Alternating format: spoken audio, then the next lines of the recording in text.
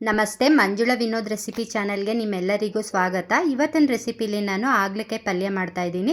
ಇದು ಚಪಾತಿಗೆ best combination ಅಂತಲೇ ಹೇಳ್ಬೋದು. ಬನ್ನಿ ಮಾಡೋ ವಿಧಾನ ನೋಡ್ಕೊಂಡು ಬರೋಣ.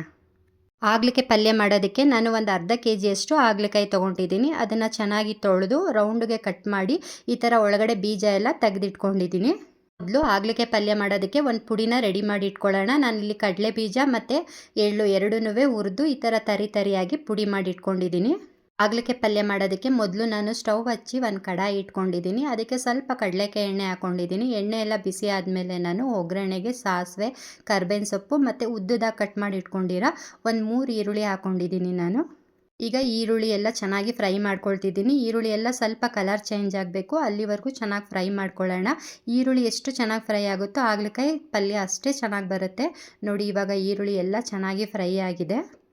ನೀವು ಈರುಳ್ಳಿನ ಇದೇ ಥರ ಉದ್ದದಾಗಿ ಕಟ್ ಮಾಡಿ ಹಾಕೋಬೇಕು ಅಂತ ಏನಿಲ್ಲ, ಒಂದು ಮೀಡಿಯಮ್ ಸೈಜಲ್ಲೂ ಸಹ ಕಟ್ ಮಾಡಿ ಹಾಕೋಬೋದು.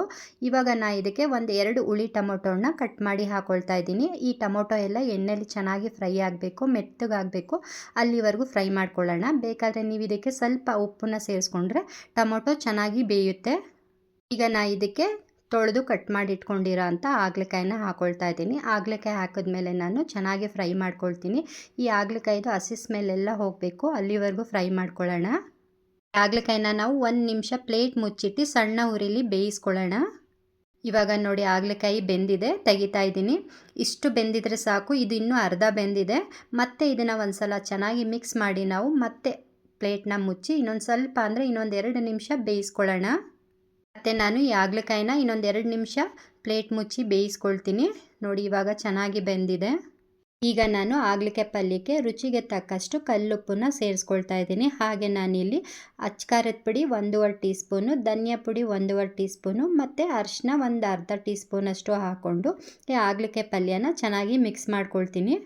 ಮಸಾಲೆ ಪುಡಿಗಳೆಲ್ಲ ಹಾಕೊಂಡ್ಮೇಲೆ ನಾವು ಚೆನ್ನಾಗಿ ಮಿಕ್ಸ್ ಮಾಡ್ಕೊಳ್ಳೋಣ. ಈ ಮಸಾಲೆ ಪುಡಿ ಎಲ್ಲ ಹಾಗಲಕಾಯಿ ಜೊತೆ ಚೆನ್ನಾಗಿ ಹೊಂದ್ಕೋಬೇಕು, ಅಲ್ಲಿವರೆಗೂ ಫ್ರೈ ಮಾಡ್ಕೊಳ್ಳೋಣ. ಹಾಗೆ ಈ ಮಸಾಲೆ ಪುಡಿದು ಹಸಿ ಸ್ಮೆಲ್ ಎಲ್ಲ ಹೋಗಬೇಕು. ಇವಾಗ ನೋಡಿ, ಚೆನ್ನಾಗಿ ಫ್ರೈ ಆಗಿದೆ ಮಸಾಲೆ ಪುಡಿಗಳೆಲ್ಲ. ಇವಾಗ ನಾನು ಇದಕ್ಕೆ ಒಂದು ಅರ್ಧ ಲೋಟ ನೀರನ್ನು ಸೇರಿಸ್ಕೊಳ್ತಾ ಇದ್ದೀನಿ.